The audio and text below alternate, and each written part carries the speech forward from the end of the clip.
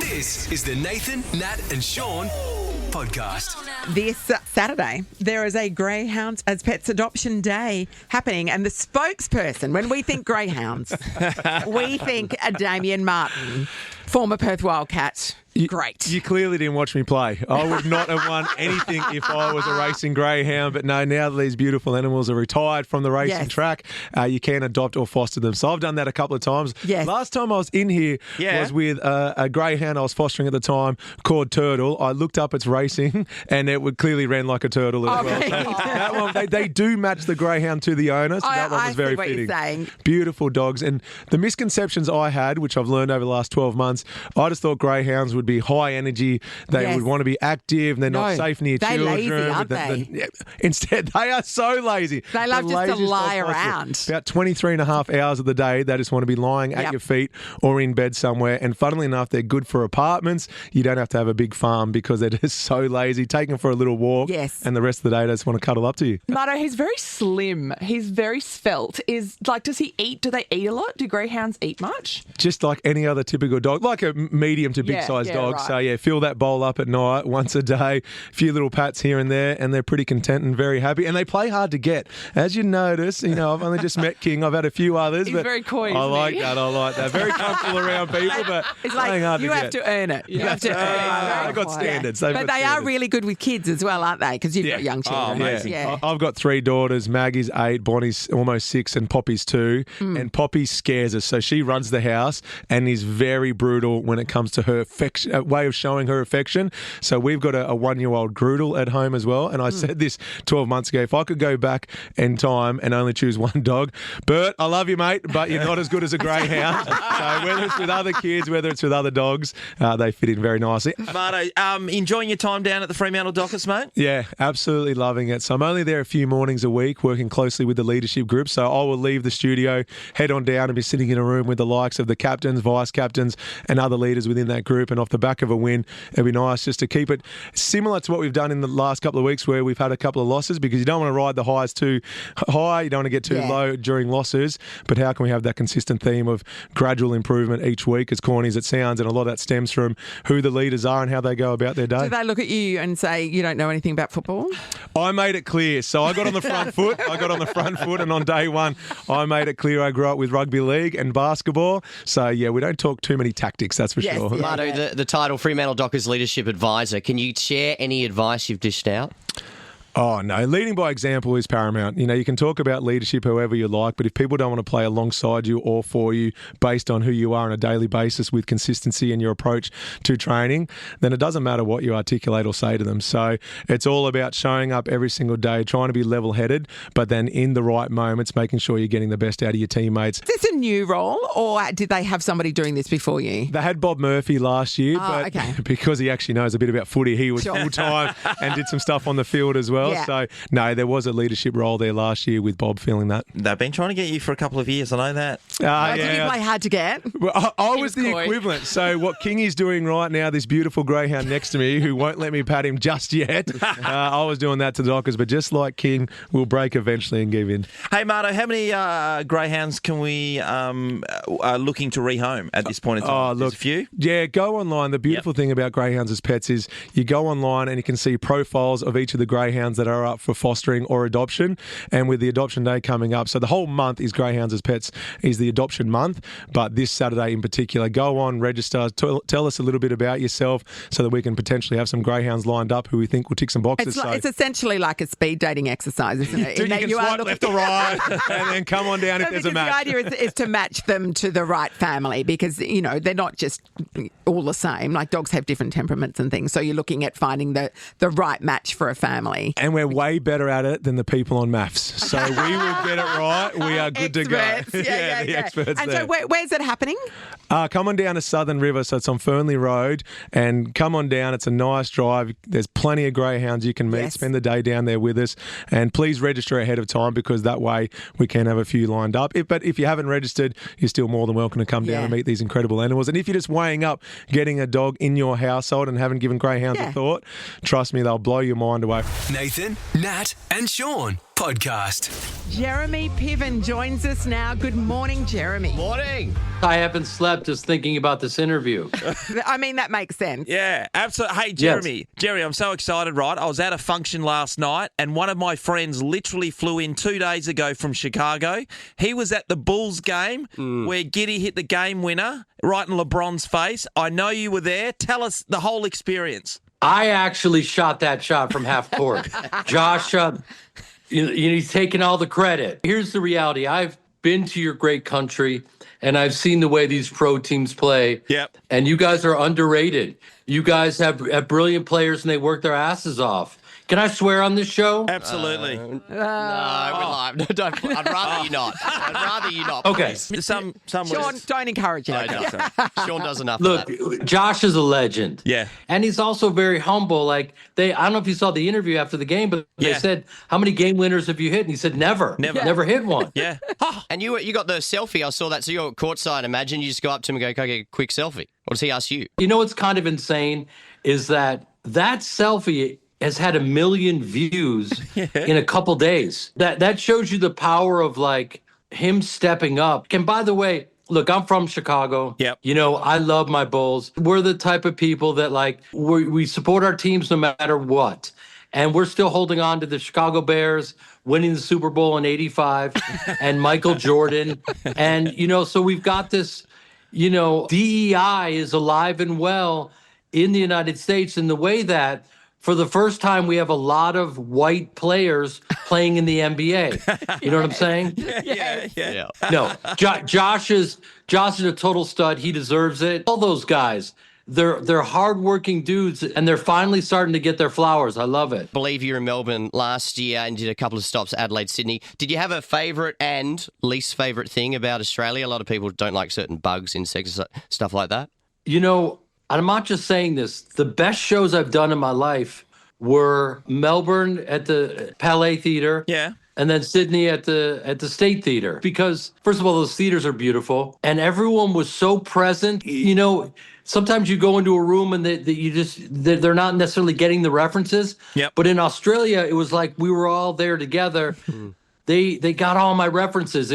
That's why I literally was like, how soon can I come back? Have you noticed Australians ever call you Jezza? Because that would be a very Australian thing to do to somebody called Jeremy. Has that happened to you? Oh, no, I love it. I mean, the people from the UK call me that as well. Yeah. And I know. I'm going to be seeing Monty Franklin tomorrow. Oh, yeah. And we're going to be eating Vegemite and doing like his whole, I don't know if you've seen any of his clips. They're really funny. Be careful with the Vegemite, Jeremy, because it's just a little brush of the Vegemite. And a lot of people, what we do internationally, everyone just lays it on Slathers thick, right? like it's Nutella or It's something. too much, mate. It's too much. Be careful. I shall proceed with caution. But I mean, like, it says a lot about you guys that, like, I love the fact that you're very opinionated.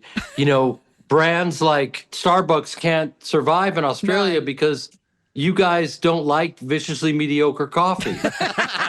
It's true. It is true. But coffee, nobody messes with our coffee. Hey, Jerry, I've seen a few interviews where you've mentioned the fact that people have come up to you along the journey about representing them as an agent. How many times do you reckon that's happened along the journey?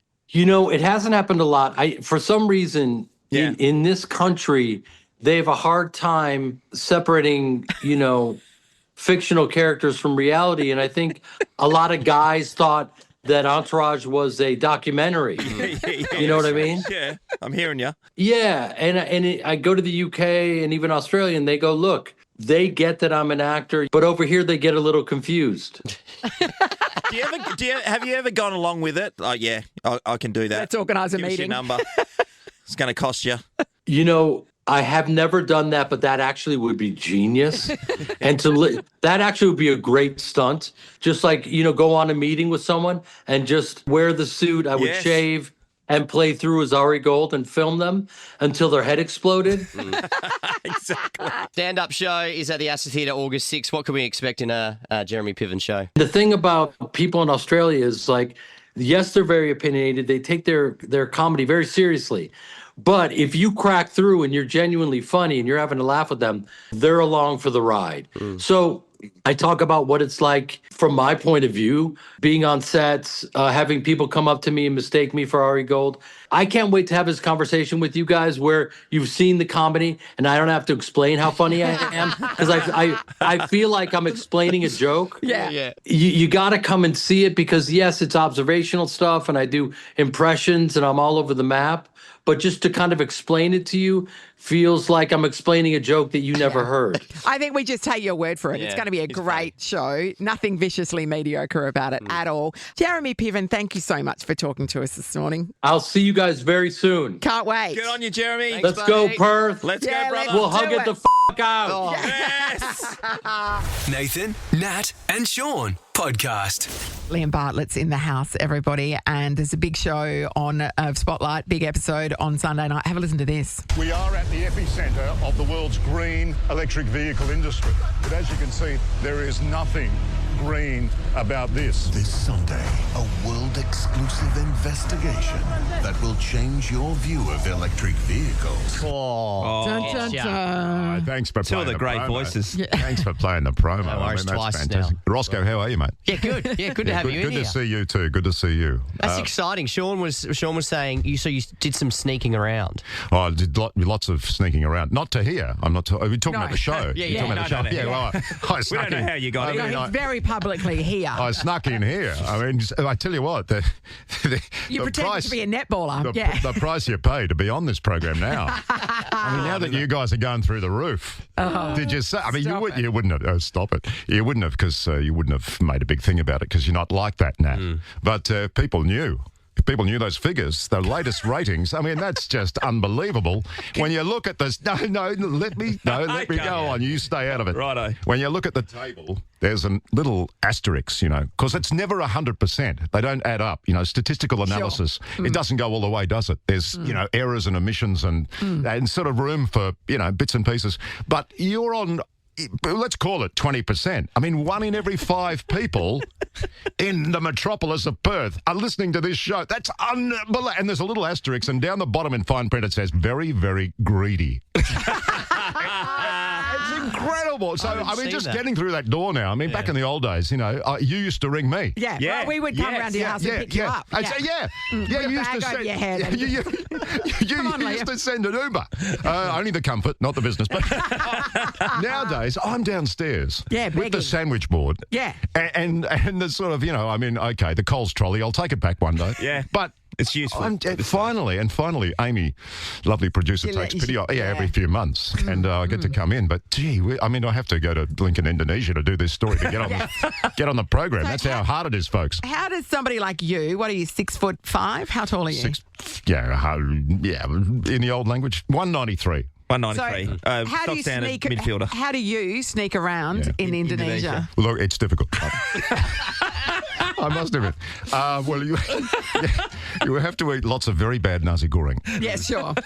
But we had to go. Look, I'll admit this. Because you can't get where we went. You can't get official government permission. Right. It's just not possible because the Indonesian government won't give you. If you apply for, I'm going to mark myself for life here. But if you apply for a journalism visa, Yes. to work properly and Yes. collect the information in an official capacity, you will not only get knocked back because they don't want They you don't there. want journalists poking their noses around. No, they don't want you anywhere near there. They don't want any pictures taken. So you of went this over place. there and poked your noses around. Well, and the Chinese don't want you there either because the Chinese run all the security.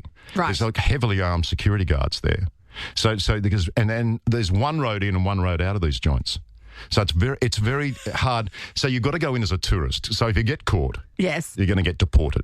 So- And there's going to be a little international incident. But that's So okay. you That's- just wander yeah. around going, oh, has anybody seen Finn's Beach Club? That is on point. That is on point. No, what you do? Well, Is this the way to the Padma? No, the brilliant thing about Indonesia is that all the cars over there, they don't have, like we have, the police on the roads with, looking at what colour your tint is. Right. Yeah. On the windows, right? Sure. And some of the tint is just... Darker than legal. Oh, mate, you can't see through it. It's, Yes. Michael Jackson mirror. Yep. Stuff. Yep. So that's what we did. In both those areas, we had these vans and we just stayed in the vans as much as possible. We had a state-of-the-art sort of miniature drone that we used with devastating effect, which was incredible. Yeah. Because the Chinese tell the local journalists who've given up years ago, but it's very hard to get to too, Nat. It's isolated and remote, but they tell them, we've got all the electric sort of blocking mechanisms and device and all. Yes. But it's BS. BS. Yeah, right. Total BS. But they put everyone off and, you know. So, Liam, the gist of the story is what's taking place in Indonesia, and it's affecting Australia and nickel refineries and stuff? Massive, Sean. Yeah, that's the first step, right? That was where we first started the story. Right. Because the Australian industry has been decimated. All the nickel mines around Australia are now what they call care and maintenance. Yes. Which is basically shut down until, one day. Yeah, waiting for the price to go back up again. Yeah, exactly. So it's financially viable. And the reason the price is in the toilet, Nat, is because China, with the help of Indonesia, has flooded the market, flooded the world supply. So so the price drops, but China picks up the market dominance. Right. So they've got 70% now of the market, of the whole entire global market. And all the EV makers want the cheap, what they call dirty nickel. And it's dirty nickel because it's just made with no environmental protections, no safeguards, no rules, no regulations, including for the safety of the workers. I mean, the people over there getting killed every week, and that's not being melodramatic. Yeah, they're treated like slave labour. And the local population, it's just, you got to see, on Sunday, when you see the pictures, so these are, I have an open mind. Like, I'll let you make your own mind up. Yes. But when you see the pictures, it's the scale. So we're talking facilities that are making the batteries? Is that what we're talking about? The whole thing is like they plonked the nickel mine next to the smelter, next to the power station. And they've got, at the moment, I think they've got 7 power stations in these things. Like coal-fired power stations, pumping out emissions by the millions. We just sit here in Australia going, careful, not allowed to. Oh, watch that exhaust pipe. Yeah. And over there, you can't burn a wood fire. Yeah. Mate, it's just maxing out. When you see the pictures, you'll see what I mean. The scale, I've never seen anything like it. It's the industrial pollution and the degradation is just next level. Will you have any? Sorry, Sean. Would you have any consequences for doing this story if you ever want to go back there? Well, I won't be going back to Bali for a little while. Yeah, no Padma. No. So you have to sort of reconcile that with yourself. Thanks, Ross. Rottnest is your holiday destination for the next foreseeable future. Yeah, Albany's looking good. Yeah. Well, it is lovely. Thanks for pointing that out, Ross. Because if there was a representative from the Indonesian embassy listening, I now have absolutely gone. Your flag. Yeah. When you guys were getting all the pictures and stuff like that, and you're making all the notes and seeing what was going on, how far out are you staying, and how many days does it take to get? Or are you sleeping in this van? What are you doing? You strategically, you have to pick your accommodation. That's a really good point. You have to sort of settle that stuff out. That's a lot of logistics. Because I can't imagine this is a high tourist area that you're talking about, and there's for obvious reasons. No, and there's no Westerners. That's right. So you're going to stick out like a sore thumb. There would have been government officials who were like, what are they doing here? What's the suit guy doing here? We had a couple of very good fixes, Well, we just wouldn't get out of the car. We wouldn't just walk around down the street, Nat. It's just not like that. You just can't do it. Yeah. But it is incredible the way, look, at one of these things, because one is on the island of Sulawesi. Yep. And the other one is on an island called Halmahera, which is, if you think of the sort of global map, it's closer toward the West Papuan border. Right. So, it's quite remote, really. Oh, yeah. And to get there, you've got to take, domestic flights on crappy airlines, and then you get out and you get in these vans and you drive, because it's very mountainous. Yeah. And the roads are absolute disastrous at the best of times, like potholes and very narrow, and it takes you hours to get just 18 k's up the road. Yeah. And so the promo said this will make you rethink electric vehicles. Well, I think it will open a lot of people's eyes because all the batteries, the battery's the lifeblood of the electric car. You can't have, and it's got to have nickel. Yeah. It's got to have nickel. I mean, there are some cars being made now with their batteries without nickel in a different sort of lithium composition, but 99% of the EVs have got nickel in the battery. Yeah. So in a very simplistic form, the better quality nickel, the better the battery. Yeah. The higher density of the nickel, the battery holds the charge for longer, so you can drive the car further. Yeah. But these things are being churned out because they're one of the most expensive components of the car. Yeah, that's right. So you get a cheap battery. Guess what? Yeah. You got a cheap car. And the recycling of the batteries is an issue as well. Yeah. That's a whole other matter. Oh, absolutely. Yeah. And all the major manufacturers that we've tried to get feedback from, the Teslas, the Volkswagens, the Fords, the Hyundais, they say, oh, hang on a minute, we can't afford not to have this, dirty nickel in our things, because we need to be price competitive. Yeah. Because it's a price point thing. Yeah.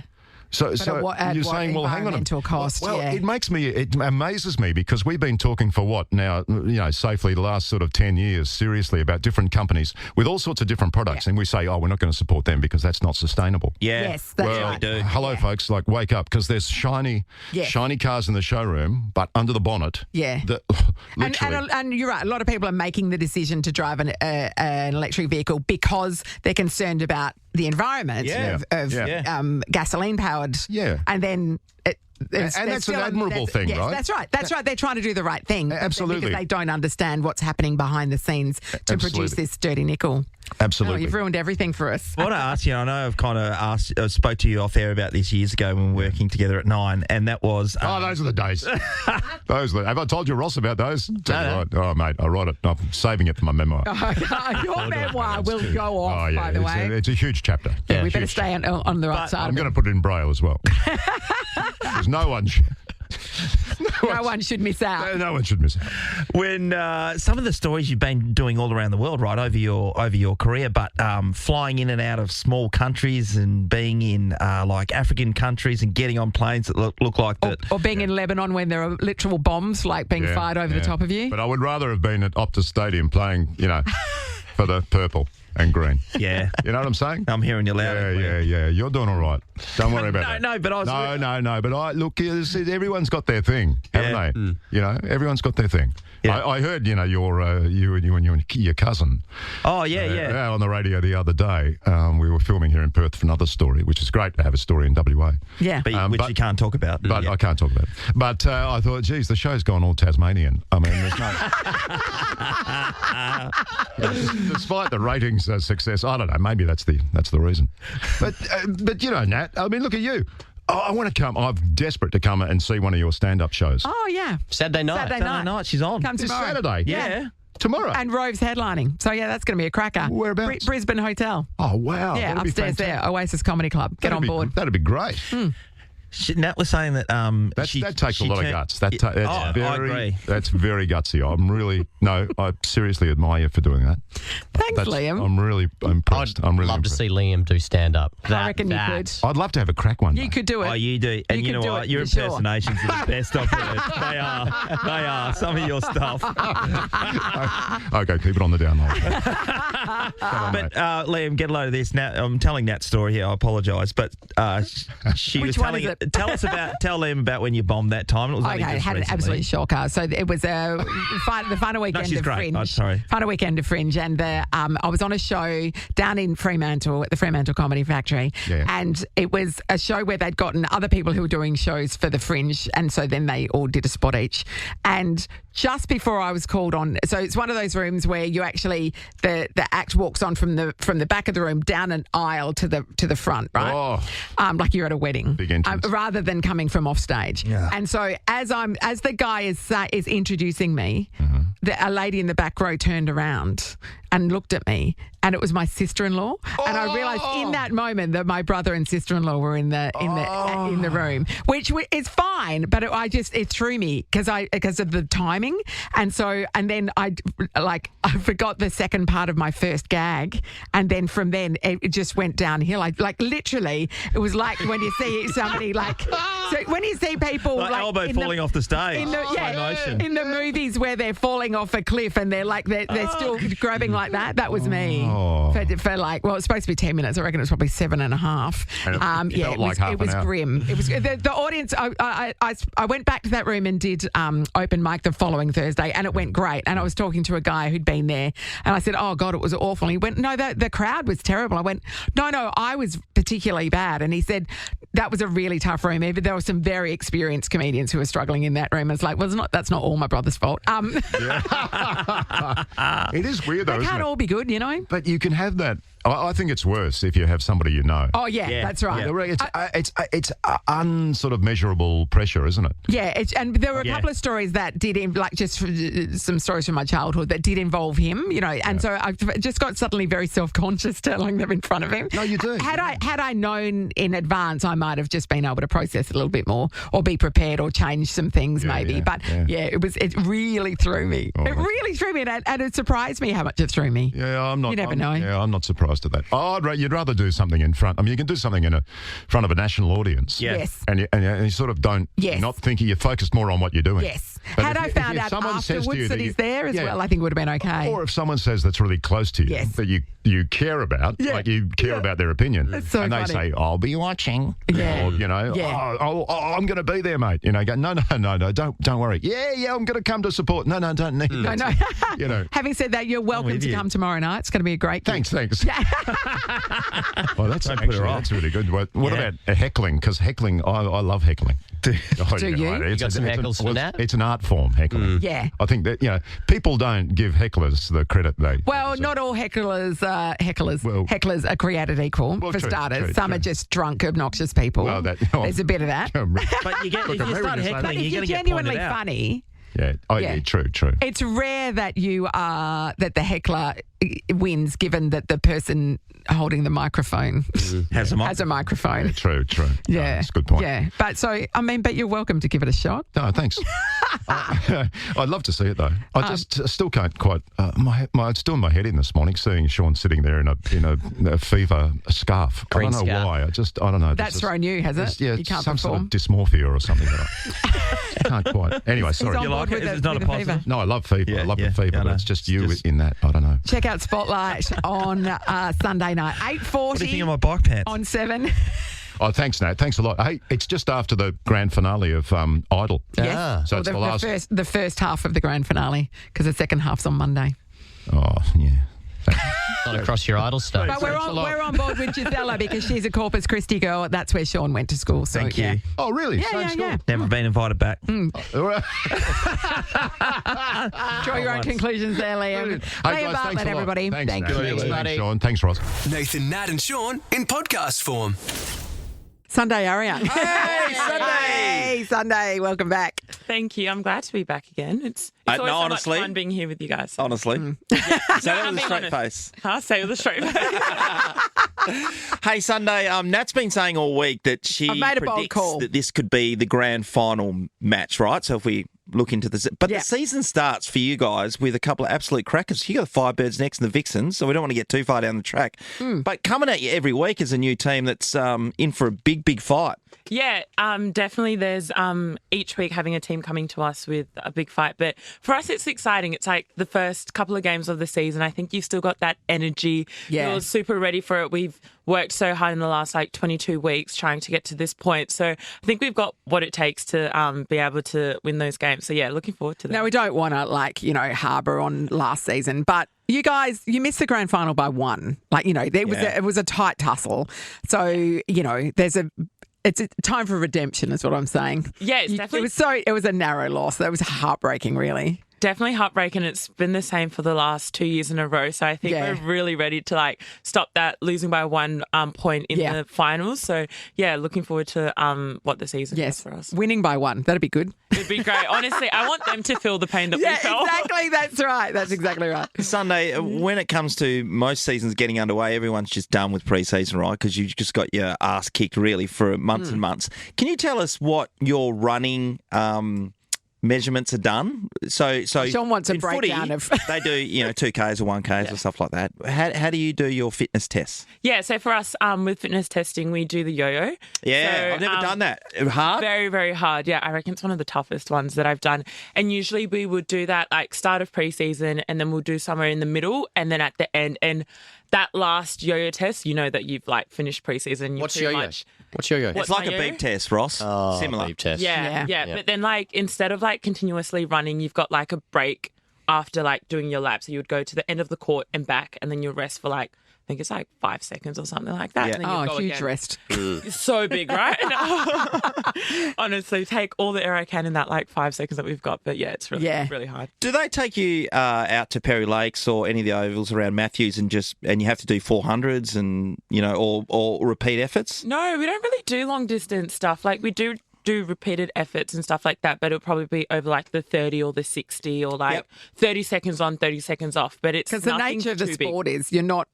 You can't run that far. Yeah, exactly. Exactly. You probably do 400 in one game. So really but it's all at very high speed. Like it's very explosive, short bursts. Yeah. A lot of change of direction stuff. Yes. Very short and sharp things that we do for our fitness. I was blown away when Kelsey Brown was saying she had lost weight since not playing because she's not doing the weights work. So in terms of your preparation, what's your weight sessions like and how many do you do? So during the preseason, we usually do 3 to 4. You definitely do end up losing so much weight when you're not in the gym. Like even for me, like from when I started to now, like I used to be a stick when I was younger. So I've definitely gained a lot of muscle. I know. So this is her not being a stick. Yeah. Oh my God. Yeah, well, I was way worse. But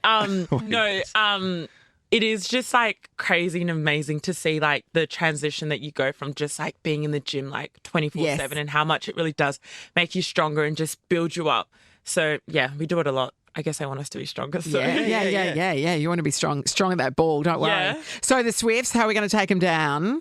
All this we as a team, because I'm involved. Yep. Well, everyone does have to really be a part of it, especially like at RAC. Like I reckon the fans do a big job at trying to bring us along. They're really like our 8th player out there. So with the Swifts, we really just have to shut down their attack, I reckon.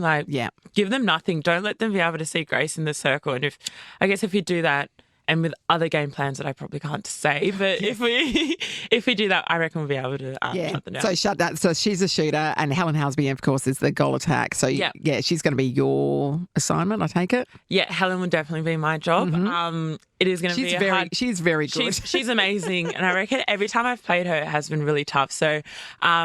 I just got to like lock into just doing my job and just being able to work her the whole game. And if we do roll those subs and have Fran in there or Ruth in there, it's just everyone doing their individual jobs to just like take her down. And so Ruth's your sister. How do you go versus playing, say, with Fran versus playing with Ruth? Do you have like a more of a like a sixth sister, sense? Sixth sense kind of thing going on? Yeah, there is kind of something like that going, especially like with our defensive coach. They really want us to talk in the circle and just get those comms. But like Ruth and I get in there and it's like silent because we can just we know where the other one's read going. one another's mind. Yeah. I mean, that's a real bonus. It is definitely a big but bonus. also creepy. It is, yeah. You just see us on court like mouth sealed, nothing. But Sonny, how many in your family? There's 4 of us. And what do the others do? And we now know your 2 sisters. Sorry, the 2 girls so far. So there's Rose. She used to play netball. She plays basketball, and now she's said that she's retired. She stopped sport. She's only 26, but she's retired. Okay. And then a younger brother, John, who plays basketball. Yeah, right. Okay. Yeah. Athletic High family. achievers. Yeah. Definitely high achievers. I think we just all compete against each other, so that's why we achieve. It goes a long way, so doesn't much. it? Yeah. I mean, when you talk to a lot of elite athletes, and most of them were driven by having an older or younger sibling who was really good at the same sport. Yeah, for sure. It's a great motivator, isn't it? Wanting to be better than your sister. 100%. Because my sister used to be a shooter, so I always wanted to beat her when we would train against each other. So we were always competing on the court. So. Were your parents sports people? Or was the fact that it's just the community you grew up in? I think it's just the community we grew up in. Like, in Midvale, like there was just like a lot of sports going on. Like the schools that we went to, there was always constantly sports happening.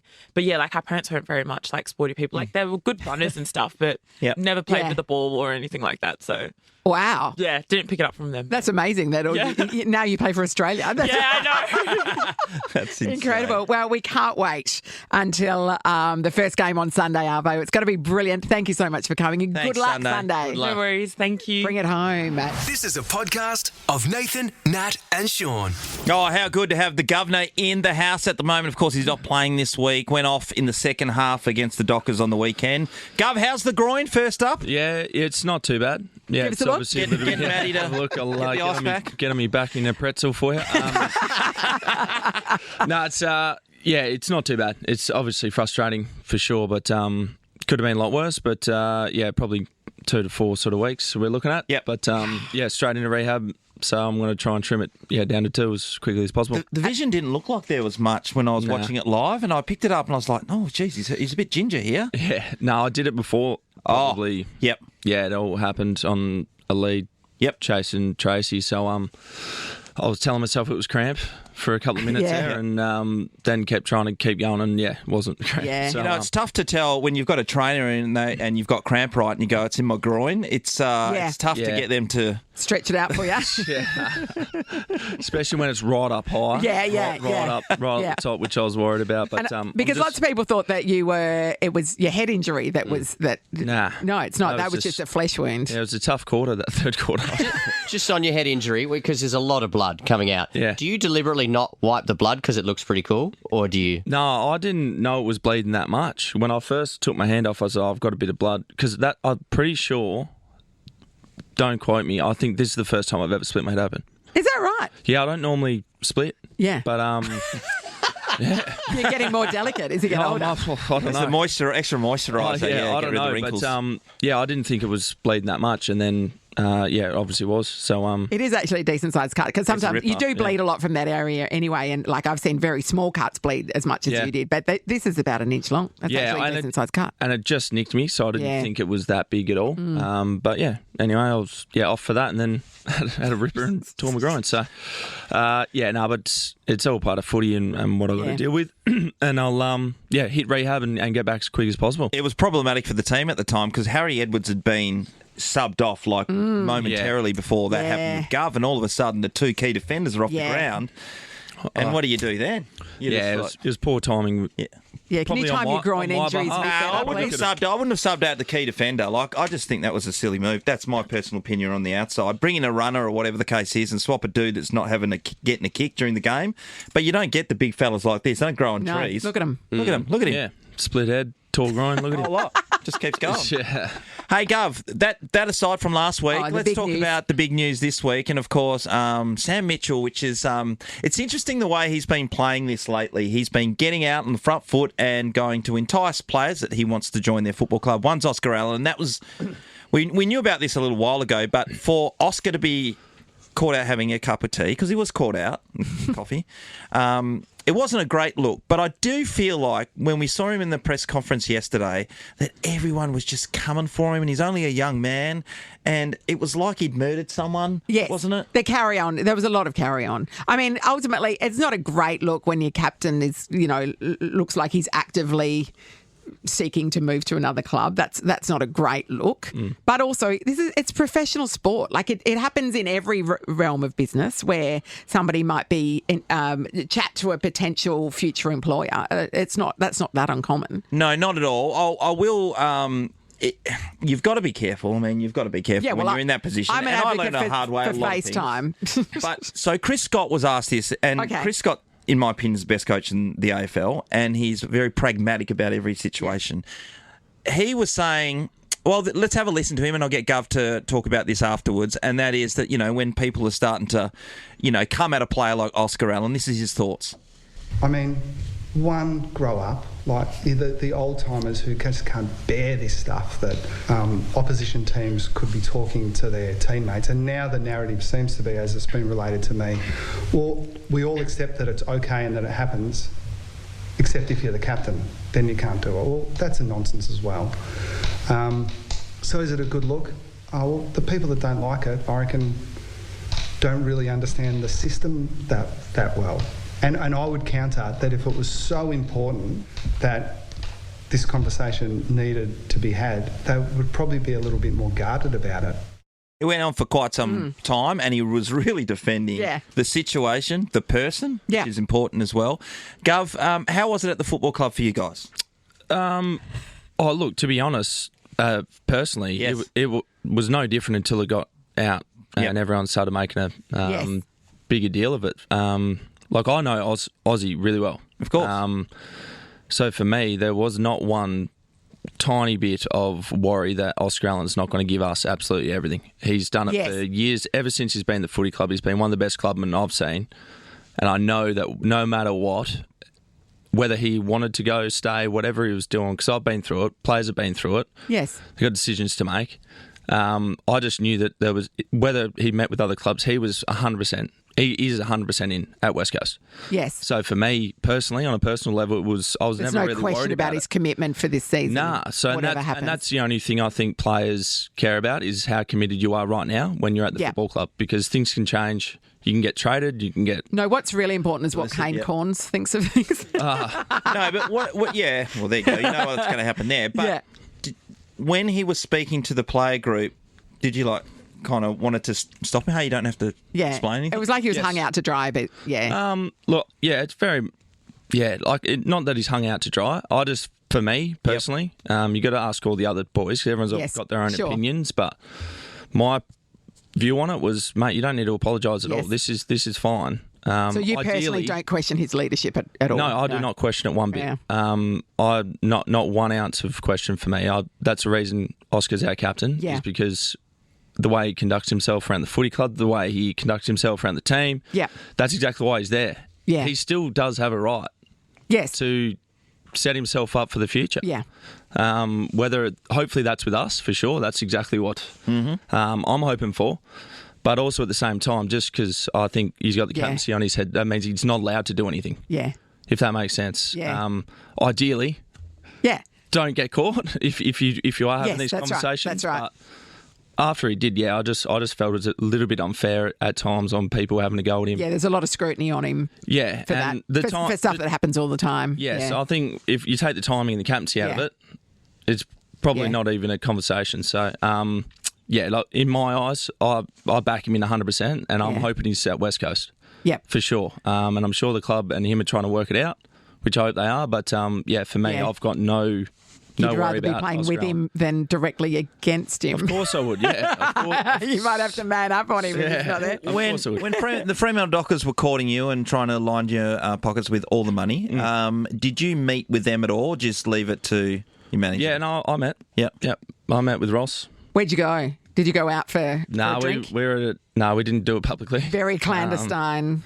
Yeah, so that's the thing. So does Ross come over wearing a fake moustache or something? Is that what happens? Or no, it was me in the moustache. We just did it privately at my manager's house. This is a fair few years ago now. But it's happening all the time. Because the manager's house, that's the smart way to do it. Because the manager manages more than one player. Yeah, well, then now we've given away the secret to all the media's going to be out the front of the manager's house. But, it's such a common thing. That's the thing, I think, for players now in this day and age. Everyone knows that this is sort of happening. Of course it's happening. Because there can't be as much movement as there is without it happening. There's so much more movement. Yeah, for all of the movement that there is, you've got to multiply probably by 3 or 4 the amount of chats that are going on because not everybody moves. No. Even if they're having the conversation, they might be sticking around, as you did. Yes, it's when I was going through it, there's a little bit. Yeah. Now it's... Yeah, it's everywhere. Crazy. So, Gov, is there worry? Because I brought this up yesterday. I've never known the West Coast Eagles to lose players ever, and Fremantle have in their day because we mentioned Lockie Neal. Well, he's won 2 Brownlows, for God's sake. You know what I mean? And, Jesse Hogan didn't work out for Freo at all because he had his other issues, but he's the Coleman medalist of last year, and Freo can't, so you lose players. But is there a worry that other players, you lost Tom last year, and there's every chance Oscar could stay or go, it might be someone else. Is that a worry that Jack other Darling. people are looking, or is it the fact that what you're coming back with, we've moved on from those times? It's not a worry. It's just the way that it is now in the position we're at as a footy club. Yep. Obviously. We're making changes as we have the last few years, and I'm sure the club's trying to do the best thing for the football club in the future. I'm hoping that Oscar Allen is there. I would have loved for Tom Barras to be there, but at that time and in those circumstances, it wasn't. So for me, it's just very much we got to back the club in on what they're doing. I'm sure that they do want Oscar, but then Oscar's got decisions as well. It's a two-way thing. Obviously, the club would love to keep players, but players around the league now can demand more money because certain positions it's a financial decision, and it's where they are on the ladder, and all the timing and all these different little things come into it. So you can't begrudge somebody taking a job because it pays better. Like people do that all the time in every avenue. Yeah, I don't know the full circumstances. We're all assuming. Everyone's assuming because no one really knows. No. But I'm sure it'll come to a head at some stage. But for us, it's just, for me, very much you got to back the footy club in and decisions that they're making. And but there's also different- you can't get upset for Oscar Allen if the decision that the club wants to make or other players doesn't suit that individual. Players have different motivations too. Some genuinely don't feel like they gel with the coach or that the environment is right for them, and so they want to try a different club for those reasons. And others, it's just a financial thing, shoring up their future for their family. There's another aspect to this, and if the West Coast Eagles have looked at teams that have fired back up the ladder, and I presume that Richmond will be one of them in the shorter term because of the fact that they've got all these draft picks. So the Eagles could see this as an opportunity where... Yes. And don't jump in here at all, but trade for some if Oscar solid Allen, picks. we're going to pay him 600, 700. I'm just going to say a number, 700 grand. And if he wants more than that, we're not going to pay him. And otherwise, we will get 2 draft picks for him. We're going to get a draft pick from being down the bottom anyway. So therefore, we're going to have this cachet of young talent that we're able to bring in, and we're going to fast track our development. And the other part to that Hawthorn did that. Yeah. And once Hawthorn was able to get the young talent after a few years, 2 drafts they did it in, or 3 drafts, then they were able to then go to the free agency market and go, hey, look, come play with Jeremy McGovern, you old fella. We're going to be very successful. Look how good he is. Look how good Harley Reid is. Come and play with these guys. And all of a sudden, boom, you're back in the finals race and you're off to the races. Yeah, that's, like I said, with the timings and where teams are at and all the different... So, like, Hawks are a big one right now with, obviously, Sam Mitchell meeting with a lot of people because that's the position that they're in. Yes. Yeah. So, it's all just the timing of everything and... Unfortunately for Oscar and the club right now, they're in this publicly. time. They're in this, and it's come out. But for me, 100% support on Oscar, and I'm backing the club in as well. So whatever happens, I'm more than comfortable with Oscar Allen still being our captain. I'm a little bit flat that people don't want him to be captain. Yeah, right. Well, I don't know if that's the given case. so There's much. people from the outside saying stuff. Yes, that's right. Yeah. Well, that's Yep. Everyone's got their opinion for sure, but for me, and you're the one who has to stand him and next Oscar, to him. Oscar and Duggo, I'll back him into the hills. So, hopefully we can all move on from this one. Yeah, exactly. We won't have to can talk just about focus it on again. some footy. Yes, Good on you, Gov. please. And your groin. We'll focus on that as well. Thanks, Gov. Nathan, Nat and Shaun in podcast form. The 100 with Andy Lee is back on our screens tomorrow night at 7:30 on Channel 9 and 9 Now. Any excuse to catch up with this guy, Andy Lee. Hello. Hello, guys. How are you? Morning. We're wonderful, Andy. Hey, Andy, how much time have you got with us? Because I've got that many questions to ask you about your life at the moment. Mostly about your pub, obviously. No, I was going to ask him also about Carlton. Dim Sims. House We renovations. can talk about. What do you want to focus on? Carlton? Probably the 100 coming back. Definitely not Carlton. Dim Sims is good. Yes, they're available at Coles. Yeah. Premium dim sim range, which I thought could have been an oxymoron. You're trying to challenge that. A premium dim sim range. That's exactly right. So you got premium dim sims and the 100's gone prime time. I'm sensing a theme here, Andy. Yeah. Moving up in the world, except Carlton are going the opposite direction. So I'll avoid Can't all have questions everything. about that. Yeah, but doesn't that balance everything out? That not just balancing keeps out. the earth spinning, you know? I think you're probably right. And Andy, just to quickly clarify, it's dimmies and tinnies, which is your dim sim range, which you can get where? Coles. Coles, there we go. You got to be careful when you say dimmies and tinnies, because if you say tinnies... Oh, that was a Which is a concern, whole was new it? franchise that I think probably might sell better. That's where the money is, Andy. Come on. Andy, why the dim sims? Yeah. It's during COVID. We were on a Zoom with a few mates having beers, and we had a joke that we should make a premium dim sim. We just didn't think it would take 4.5 years to do it. So one of my mates is a world-class chef from New York. We flew him out and we tried to start making them. But they were harder to get right than we thought. But, eventually we got them right. And then we did some pop-ups because the minimum run was 12,000. Oh! What? And then someone from Coles came to a pop-up and said, these are delicious, we should put them in supermarkets. And we're like, oh, wow, okay, great. So they just kind of launched now, so you can get a D&T's divvy in the Coles supermarket. I love the fact, Andy, that you've got what we don't have. We don't have. Which is follow through. In that you, we've all had those ideas, and even you say, oh, I can't believe it took 4.5 years. It would take 30 years for us to pull that sort of thing together. So well done. Oh, thank you. Once I start something, I tend to like finishing it, and even no matter how bad it's going, to be honest. Yes. So I'm not sure if that's a good trade or a bad one. How are you, Renos? Super segue.